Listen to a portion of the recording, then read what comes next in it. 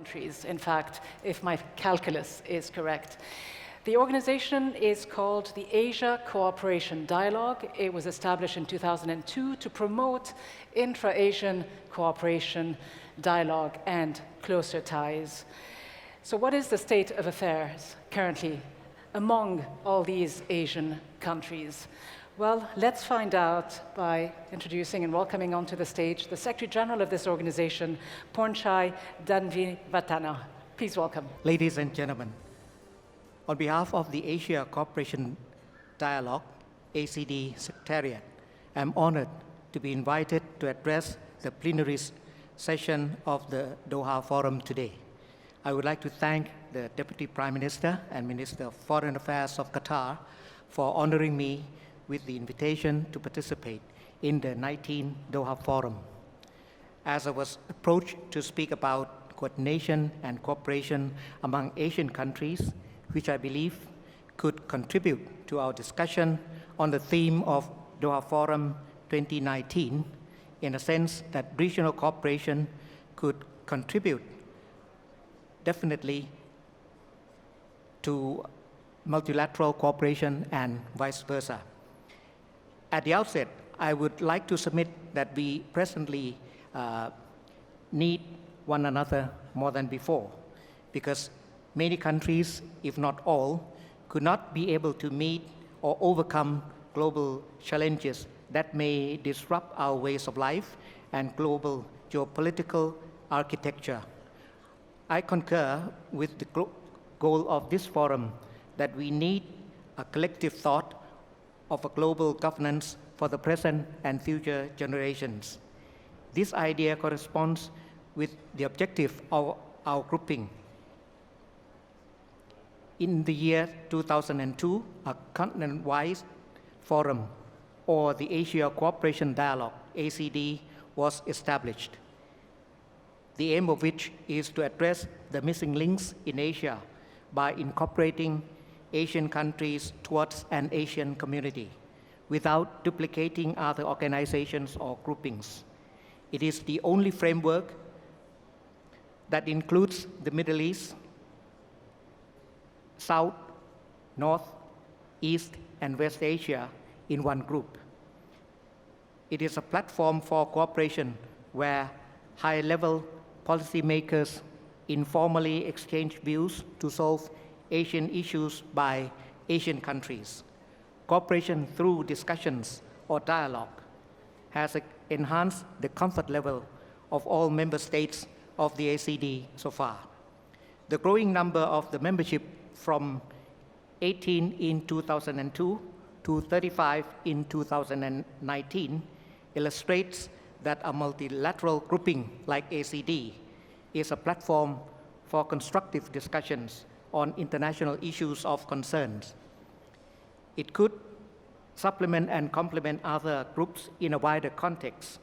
To simply put, even though the ACD is not an international organization, being a loosely structured group of 35 Asian countries, it could serve as a non-state actor that may come up with new sets of standards or good governance to address our collective needs and priorities.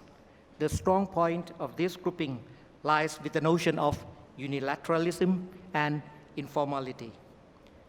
To illustrate further, there are 6 pillars of cooperation underpinning work of the ACD, namely interrelation of food, water, and energy security, connectivity, science, technology, and innovation, education and human resource development, culture and tourism, and lastly, promoting approaches to inclusive and sustainable development. Under each pillar, member states may initiate any project-based activities that they think would contribute to their domestic needs as well as national policies beneficial to other ACD member states as well. During the past 17 years, it has proved that these 2 dimensions, namely dialogue and project-based activities, drive cooperation forward without being politicized. If I take Pillar 5, culture and tourism, as an example, We know that Asia is a cradle of civilization. Cultural diversity becomes part of our identities in Asian countries in general. Cultural diversity is acknowledged and embraced by all ACD countries. As a result, a pillar of cooperation in culture and tourism is dedicated. In a sense, one could consider that each would support each other well, as is the case of gastronomy tourism. Cuisine or food includes its way of preparation with herbs.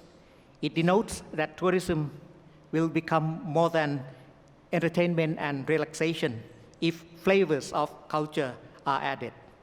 All in all, culture helps promote the value of humanity amidst the disruption by artificial intelligence or AI, as well as the Internet of Things.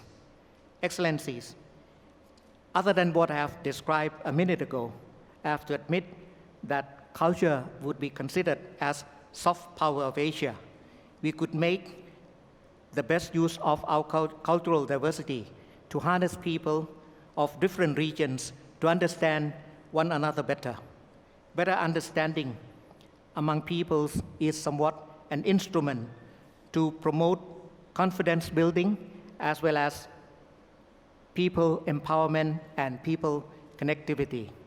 This could, by and large, result in standard setting or good governance system that is moral, cooperative, and practical for Asia and the rest of the world, thus ensuring human security as part of a governance system in a multipolar world. Thank you very much.